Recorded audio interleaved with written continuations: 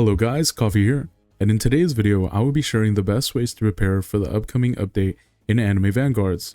This video will show you what you should grind for and how to grind for those items. So without further ado, let's start this video. First, let's talk about gems. You'll need gems to summon the new mythics and possibly new secrets coming with the update. If you're aiming for those new banner mythics and secrets, you're going to need a lot of them. Now, let me show you my top 3 favorite ways to grind gems. The first method is going to be story mode, and the pros of farming the story mode are that you'll earn 80 gems, XP food, player XP, and battle pass XP per run, which takes around 5 to 6 minutes on average.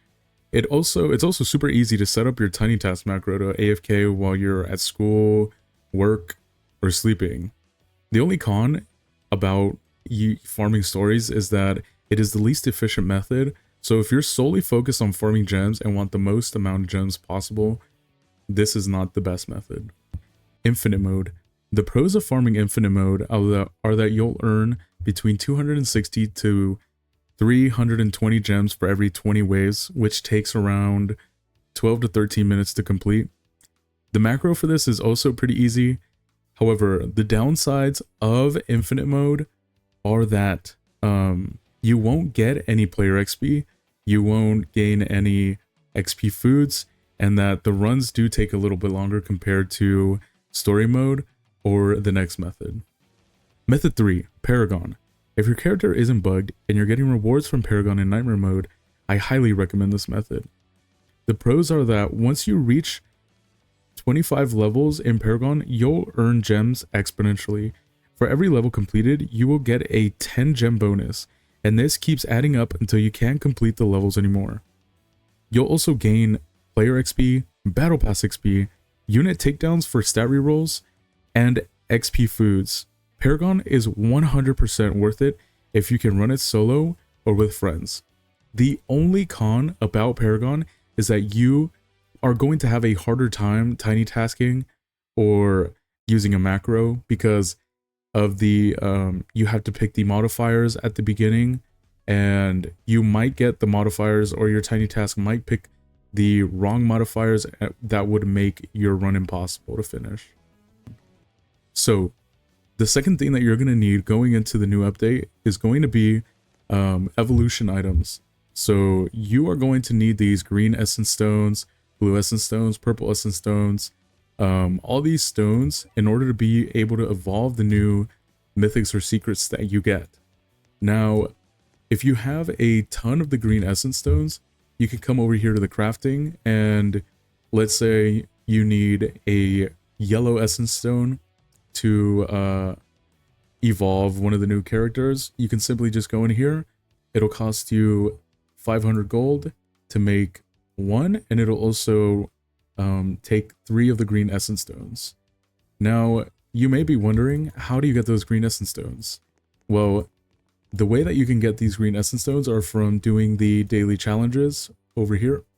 So if you come over here, you can see that the daily has the rainbow. It has these 5 stones that you can get. So those are pretty much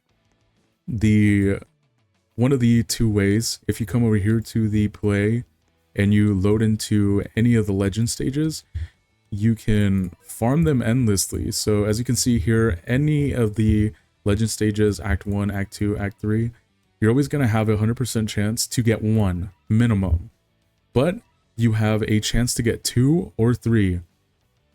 These are also going to give you foods, gold, and gems, so they're pretty good to farm if you do need those. And if you've been grinding for Egress, I bet you have a ton of the green essence stones. The last thing that you're going to need going into the new update is going to be trait crystals. So you are going to need a ton of these. Unless you're super duper lucky, then you are not going to need as many as I do. As you can see, I have 0. I've been using every single one of them, and Deadeye is the only trait that I can really get.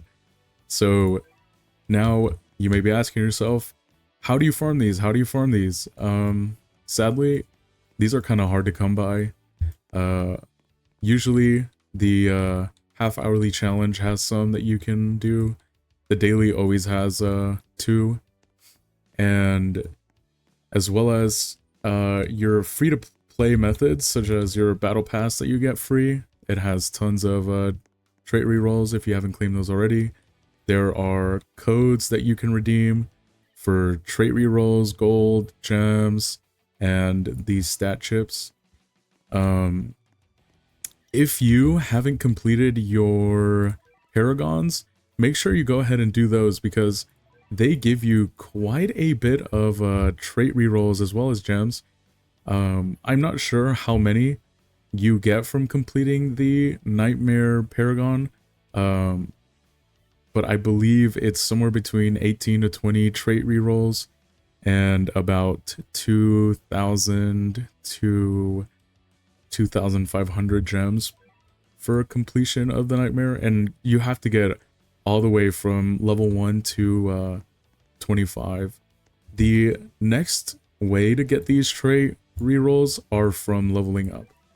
So level up as much as you can so that you can grind them and get as many as you can. And like I said, Paragon, it is the best way to gain player levels, which you're going to be able to level up to get more trait crystals.